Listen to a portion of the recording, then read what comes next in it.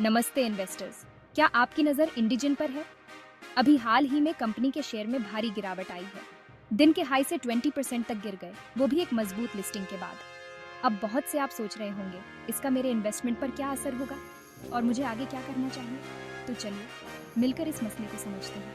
इंडिजीन, जिस पर बहुत लोगों की नज़र थी, खासकर इसके दमदार शुरुआती प्रदर्शन के बाद, ऐसा लग रहा था जैसे सफलता के लिए तैयार है। तो फिर अचानक ये गिरावट क्यों?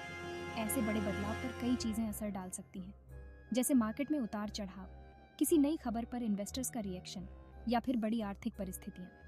अब एक इन्वेस्टर के तौर पर ये हालात वाकई में परेशान कर सकते हैं। किसी अच्छे स्टॉक को इतना गिरते देखना चिंता और अनिश्चितता पैदा कर सकता है। लेकिन इस पर मेरा ये कहना है, घबराइए मत।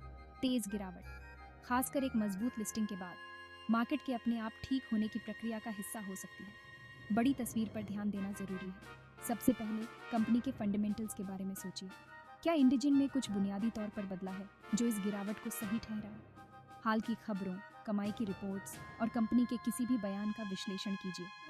अगर फंडामेंटल्स नहीं बदले हैं तो ये एक अस्थायी गिरावट हो सकती है। दूसरा, अपने इन्वेस्टमेंट स्ट्रैटेजी के बारे में सोचिए।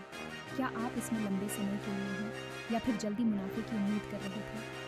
अगर आपकी स्ट्रैटेजी लंबे समय की थी तो छोटी अवधि के उतार चढ़ाव से आपके पूरे प्लान पर असर नहीं पड़ना चाहिए। लेकिन अगर आप इसमें थोड़े समय के लिए हैं तो ज़्यादा चौकन्ना होना और मौजूदा मार्केट विश्लेषण के आधार पर अपनी स्थिति पर फिर से विचार करना ज़रूरी है। आखिर में, इसे सीखने के मौके के तौर पर इस्तेमाल कीजिए। मार्केट का हर उतार चढ़ाव इन्वेस्टर के व्यवहार, मार्केट के रुझान और कंपनी की फाइनेंशियल सेहत के बारे में बहुमूल्य जानकारी देता है। खुद को शिक्षित करते रहिए और भरोसेमंद वित्तीय खबरों से अपडेट रहिए। इससे आपको न सिर्फ सोच समझकर फैसले लेने में मदद मिलेगी, बल्कि मार्केट के उतार चढ़ाव से जुड़ी चिंता भी कम होगी। तो बस इतना ही।